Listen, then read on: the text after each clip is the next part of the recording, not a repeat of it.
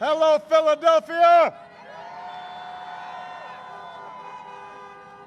Man, it is good to be back in Pennsylvania. What beautiful weather we got here, a little Indian summer.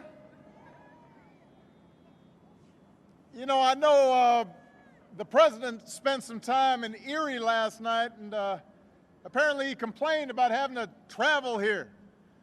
And then he cut the event short, poor guy. I don't feel that way. I love coming to Pennsylvania. You guys delivered for me twice, and I am back here tonight to ask you to deliver the White House for Joe Biden and Kamala Harris.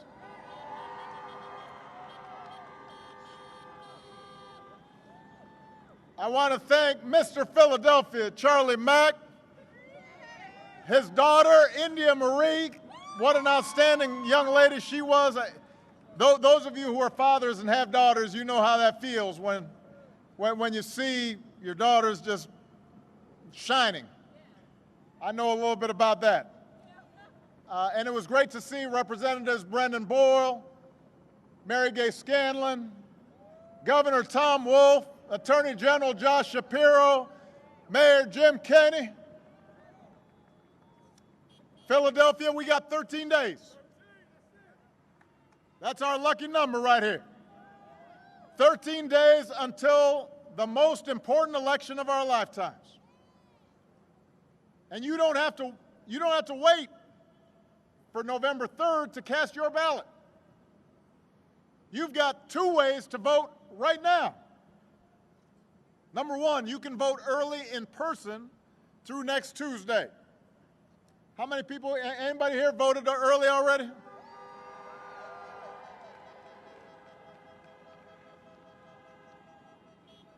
If you haven't, just go to iwillvote.com/PA and find out where you can vote early. Number two, you can vote from home with a mail-in ballot. Just go to iwillvote.com/PA to request your ballot right away. And before you send it back, Pennsylvania's got this thing where you've got to use both envelopes. So you've got to read the directions carefully to make sure your vote counts. And if you've already voted, then you've got to help your friends and family make a plan to vote. Take them with you if you vote early or if you vote in person on Election Day, because this election requires every single one of us to do our part. And what we do these next 13 days will matter for decades to come. Now, last time I was in Philadelphia, I was at the Constitution Center. And I was delivering a speech for the Democratic National Convention this year. And I said during that speech, I've sat in the Oval Office with both of the men who are running for president. And they are very different people. I explained that I never thought Donald Trump would embrace my vision or continue my policies, but I did hope, for the sake of the country, that he might show some interest in taking the job seriously. But it hasn't happened.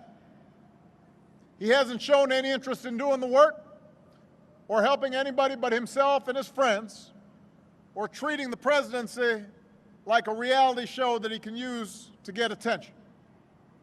And by the way, even then his TV ratings are down. So you know that upsets him.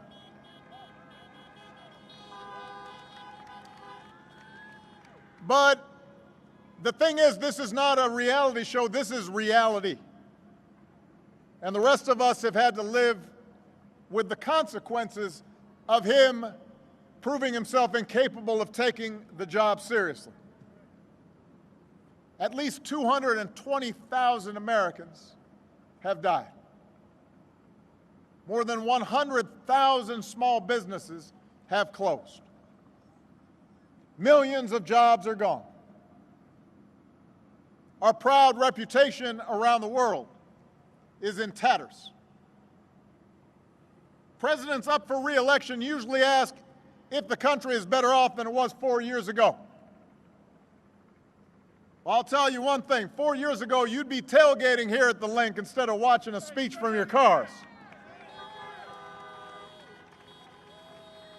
The only people truly better off than they were 4 years ago are the billionaires who got his tax cuts.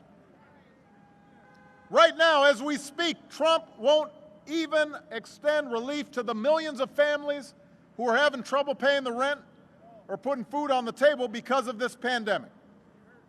But he's been doing all right by himself. As it turns out, this was just reported in the last 48 hours. We know that he continues to do business with China because he's got a secret Chinese bank account. How is that possible? How is that possible? A secret Chinese bank account. Listen, can you imagine if I had a secret Chinese bank account when I was running for re-election? You think Fox News might have been a little concerned about that? They would have called me Beijing Barry. It is not a great idea to have a president who owes a bunch of money to people overseas. That's not a good idea. I mean, of the taxes Donald Trump pays, he may be sending more to foreign governments than he pays in the United States. His first year in the White House, he only paid $750 in federal income tax. Listen, my first job was at a Baskin-Robbins when I was 15 years old. I think I might have paid more taxes that year working at a dispensing ice cream. How is that possible? How many people here paid less than that? It's possible, just possible now, that if you are living high on the hog and you only pay $750 in taxes, that maybe, just maybe, he might not know what working people are going through here in Pennsylvania. We cannot afford 4 more years of this, Philadelphia. But the good news is, right now you can choose change. Right now you can vote for my friend Joe Biden and his running mate Kamala Harris as the next president and vice president of the United States of America.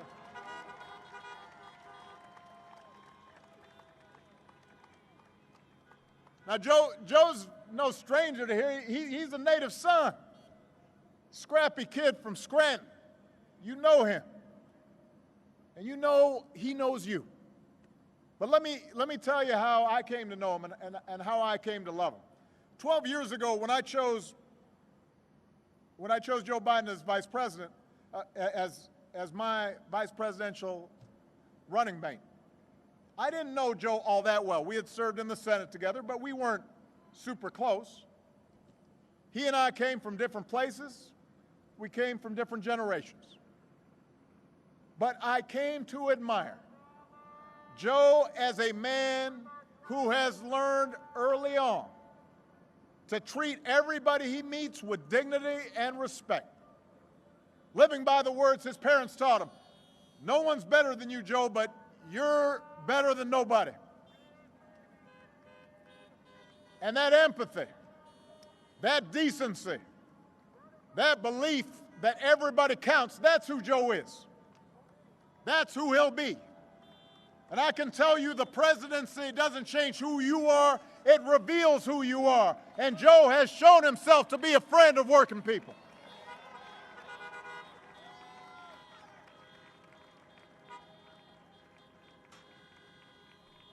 For 8 years, Joe was the last one in the room when I faced a big decision.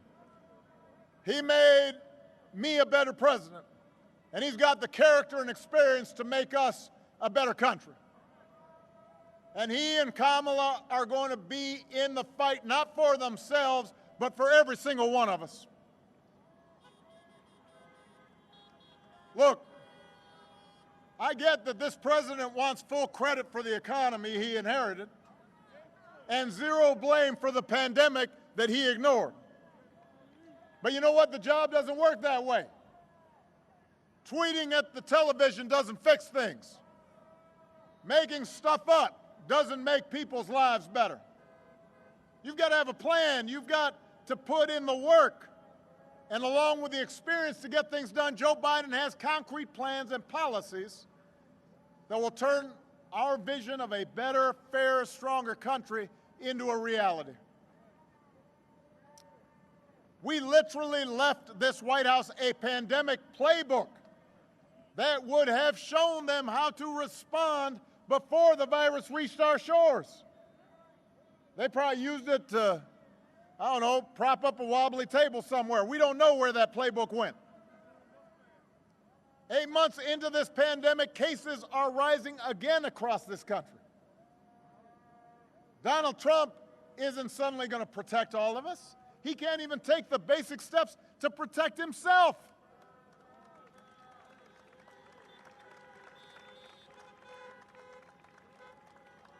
Just last night, he complained up in Erie that the pandemic made him go back to work. I'm quoting here. He was upset that the pandemic's made him go back to work. If he'd actually been working the whole time, it never would have gotten this bad.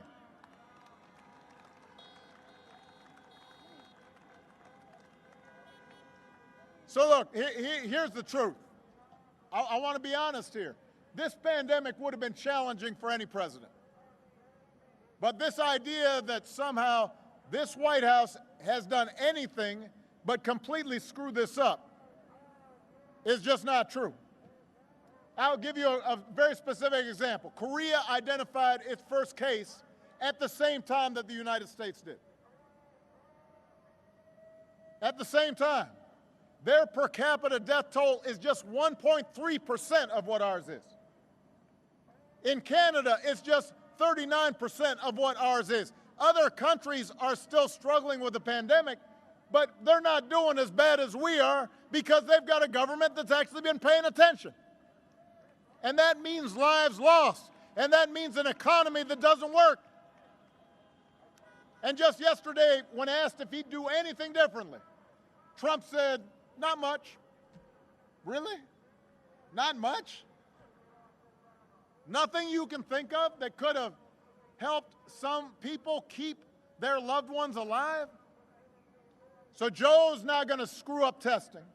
He's not going to call scientists idiots. He's not going to host a super spreader event at the White House. Joe will get this pandemic under control with a plan to make testing free and widely available, to get a vaccine to every American cost-free, and to make sure our frontline heroes never to ask other countries for the equipment they need. His plan will guarantee paid sick leave for workers and parents affected by the pandemic, and make sure that the small businesses that hold our communities together and employ millions of Americans can reopen safely. You know, Donald Trump likes to claim he built this economy, but America created 1.5 million more jobs in the last 3 years of the Obama-Biden administration than in the first 3 years of the Trump-Pence administration. How you figure that? And that was before he could blame the pandemic. Now, he did inherit the longest streak of job growth in American history, but just like everything else he inherited, he messed it up.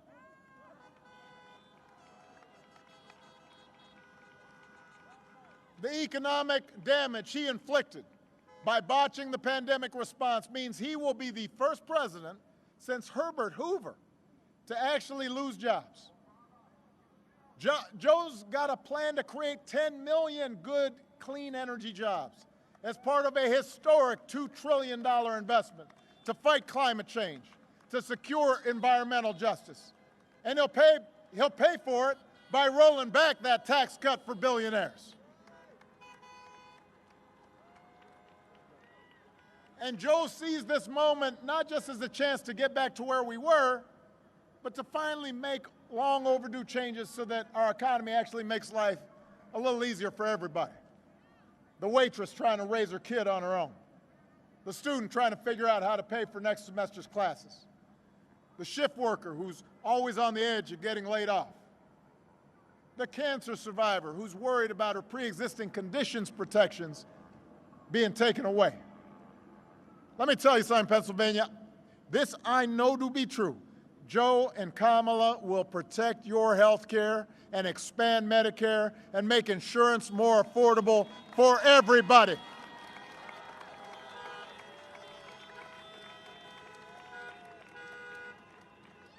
You know, Republicans love to say right before an election that they'll protect your pre-existing conditions. Now, Joe and I actually protected your policies to make sure people with pre-existing conditions could get health insurance and have coverage. We did it through something called the Affordable Care Act, AKA Obamacare. And Republicans tried to repeal or undermine it more than 60 times. And when they've been asked about it, they keep on promising, we're going to have a great replacement. They said, it's coming. It's been coming in 2 weeks for the last 10 years. Where is it? Where is this great plan to replace Obamacare? They've had 10 years to do it. There is no plan. They've never had one. Instead, they've attacked the Affordable Care Act at every turn, driving up costs, driving up the uninsured. Now they're trying to dismantle your care in the Supreme Court as we speak, as quickly as they can, in the middle of a pandemic, with nothing but empty promises to take its place. It's shameful. The idea that you would take health care away from people at the very moment where people need it most, what is the logic of that? There is no logic. Joe knows that the first job of a president is to keep us safe from all threats, foreign, domestic, or microscopic. When the daily intelligence briefings flash warning signs about a virus, a president can't ignore them. He can't be AWOL. Just like when Russia puts bounties on the heads of our soldiers in Afghanistan, the commander-in-chief can't be missing in action. I can tell you this, Joe Biden would never call the men and women of our military suckers or losers. Who does that? He knows these heroes are somebody's children, somebody's spouse, somebody's dad or mom. He understands that. And he's going to restore our standing in the world because he knows that America's true strength comes from setting an example that the world wants to follow. A nation that stands with democracy, not dictators. A nation that can mobilize and inspire others to overcome threats like climate change and terrorism and poverty and disease. And with Joe and Kamala at the helm, you're not going to have to think about the crazy things they said every day. And that's worth a lot. You're not going to have to argue about them every day. It just won't be so exhausting. You might be able to have a Thanksgiving dinner without having an argument. You'll be able to go about your lives knowing that the president is not going to retweet conspiracy theories about secret cabals running the world or that Navy SEALs didn't actually kill bin Laden. Think about that. The President of the United States retweeted that. Imagine. What?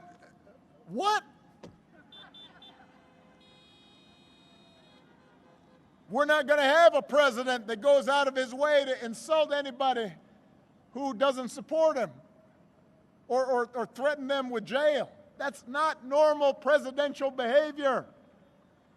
We wouldn't tolerate it from a high school principal. We wouldn't tolerate it from a coach. We wouldn't tolerate it from a coworker.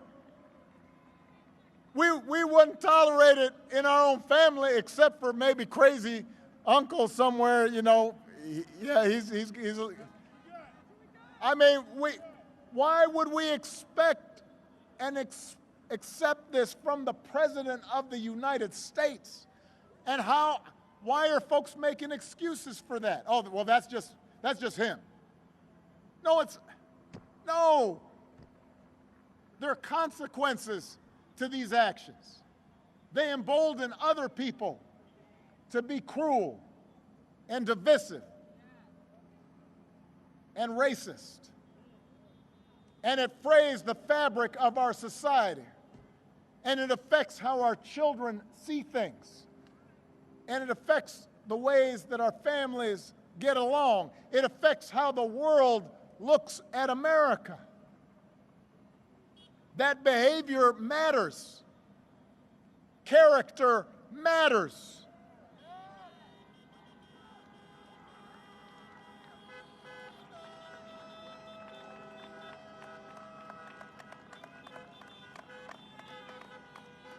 And by the way, while he's doing all that, it distracts all of us from the truly destructive actions that his appointees are doing all across the government, actions that affect your lives.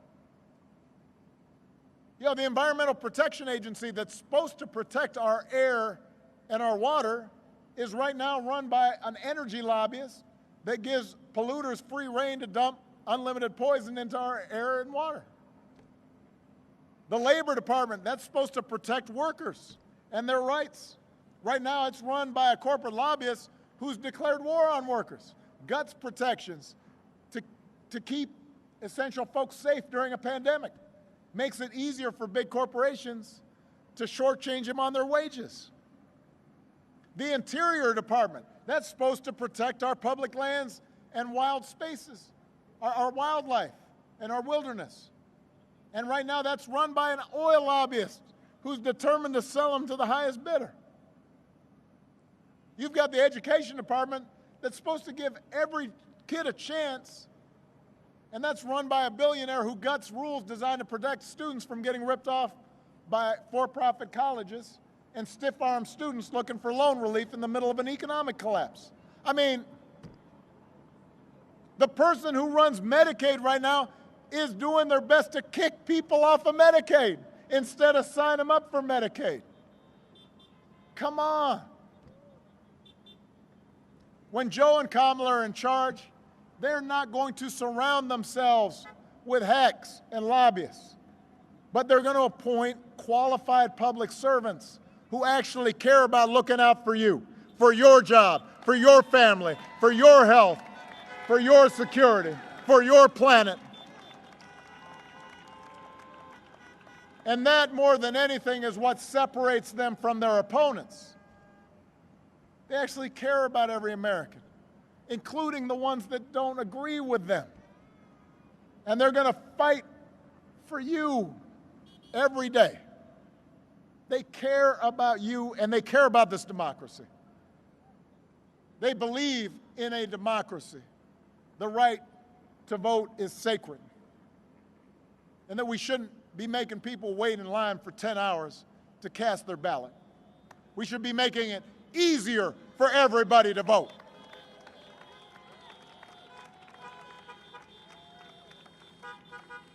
They believe that no one, especially the president, is above the law. They understand that protest on behalf of social justice isn't un-American. That's the most American thing there is. That's how this country was founded, protesting injustice.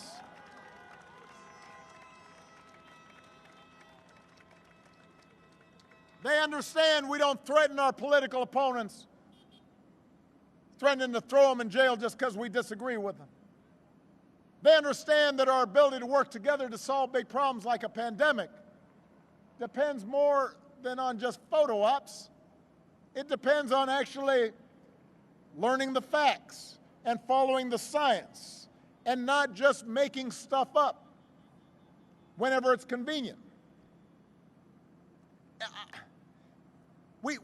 Our democracy is not going to work if the people who are supposed to be our leaders lie every day and just make things up.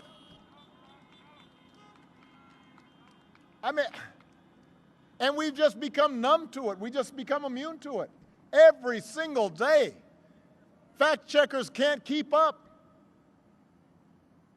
And look, this notion of truthfulness and democracy and citizenship and being responsible, these aren't Republican or Democratic principles, they're American principles. They're what most of us grew up learning from our parents and our grandparents. They're not white or black or Latino or Asian values, they're American values, human values. And we need to reclaim them. We have to get those values back at the center of our public life. And we can, but to do it, we've got to turn out like never before. We cannot leave any doubt in this election. Because you know, the president's already said, if this is even close, I'm going to just make stuff up. He's already started to do it. So we can't have any doubt. We can't be complacent. I don't care about the polls. There were a whole bunch of polls last time. Didn't work out because a whole bunch of folks stayed at home and got lazy and complacent. Not this time. Not in this election. Not this time.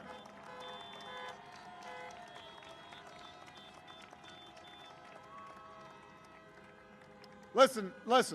I understand why a lot of Americans can get frustrated by government and can feel like it doesn't make a difference.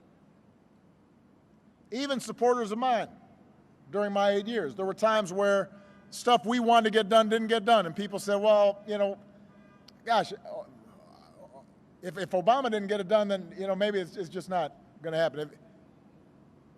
Look, government is not going to solve every problem. It's true. Every elected official is going to make some mistakes.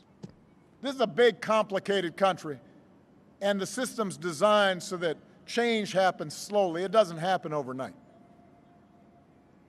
And believe me, I've got firsthand experience with the way Republicans in Congress abuse the rules to make it easy for special interests to stop progress.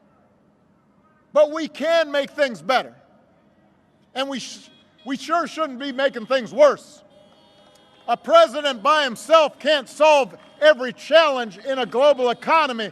But if we've got Joe Biden and Kamala Harris in the White House and a House and Senate that are focused on working people, it can make a difference and get millions of people the help they need.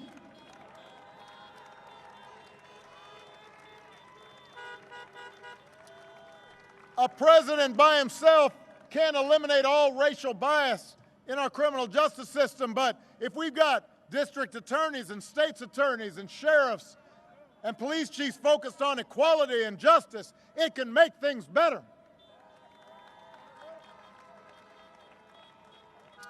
In Pennsylvania, you just got to flip 9 seats in your state house, just 5 seats in your state senate to give Democrats control and new life for policies that will make a real difference to working families right now. It can make things better. And in the end, Pennsylvania, that's what voting's about. Making things better. Not making things perfect, but putting us on track so that a generation from now we can look back and say, things got better starting now. And that's what voting's about. Voting's about using the power we have and pooling it together to get a government that's more concerned and more responsive and more focused on you and your lives and your children and your grandchildren and future generations. And the fact that we don't get 100% of what we want right away is not a good reason not to vote. It means we've got to vote and then get some change and then vote some more and then get some more change, and then keep on voting until we get it right. And we will never come close to seeing what it would be like if everybody voted. When I hear people saying, well, I don't know, voting doesn't make a difference. We don't know because usually no more than half the people who could be voting vote. We get 50, 55% of people voting, and then people say, well, look, not enough change happened. Well, imagine what would happen if 60% voted. What about 70%? Imagine January 20th when we swear in a president and a vice president who have a plan to get us out of this mess, who believe in science and have a plan to protect this planet for our kids, and who care about working Americans and have a plan to help you start getting ahead, and who believe in racial equality and gender equality, and believe in not discriminating against people because of their sexual orientation, and are willing to bring us closer to an America where no matter what we look like and where we come from and who we love and what our last name is, if we go out there and we work, we can make it. And we're part of an American family. All of that is possible. All of that is within our reach if we vote. Because let me tell you something, Pennsylvania, people ask me sometimes, they say, man, how have you been able to take it these last 4 years, just watching all this? How do you keep your spirits up? And I tell them, I say, look, for all the times these last 4 years that we've seen our worst impulses revealed, we've also seen what our country can be at its best. We've seen folks of every age and background who've packed city centers and airports and town squares just so families wouldn't be separated, so another classroom wouldn't get shot up, so our kids wouldn't grow up on an uninhabitable planet. We've seen Americans of all races joining together to declare in the face of injustice that Black Lives Matter, no more but no less, so that no child in this country feels the continuing sting of racism. We've seen folks, our essential workers, our healthcare workers, risking their lives day in, day out to save somebody else's loved ones. We've seen people volunteer and contribute to help those who are having an especially difficult time right now. That's true in Pennsylvania. That's true all across the country. America is a good and decent place. But we've just seen so much noise and nonsense that sometimes it's hard for us to remember. Philadelphia, I'm asking you to remember what this country can be, what it's like when we treat each other with respect and dignity, what it's like when our elected officials actually behave responsibly. I'm asking you to believe in Joe's ability, in Kamala's ability to lead this country out of these dark times and help us build it back better. Because we can't abandon those who are hurting right now. We can't abandon the children who aren't getting the education they need right now. We can't abandon those protesters who inspired us. We've got to channel their activism into action. We can't just imagine a better future. We've got to fight for it. We've got to out-hustle the other side. We've got to outwork the other side. We've got to vote like never before and leave no doubt. So make a plan right now for how you're going to get involved and vote. Do it as early as you can. Tell your family, tell your friends how they can vote. Don't stop with Joe and Kamala. Make sure you vote all the way down the ticket. And if we pour all our efforts into these 13 days, if we vote up and down the ticket like never before, then we will not only elect Joe Biden and Kamala Harris, we will also leave no doubt about what this country that we love stands for. We will not leave any doubt about who we are as a people and the values and ideals that we embrace. What Lincoln called the better angels of our nature, those are still in us. We see them operating every single day. We see them in neighborhoods. We see them in churches and synagogues and mosques and temples. We see them in people helping out a neighbor. We see them inside our own families. We see that what is best in us is still there. But we've got to give it voice. And we've got to do it now. So let's get to work, people. Let's bring this home. I love you, Philadelphia. Honk if you're fired up. Honk if you're ready to go. Are you fired up? Are you ready to go? Are you fired up? Are you ready to go? Let's go make it happen. I love you, Philadelphia. Thank you. I love you.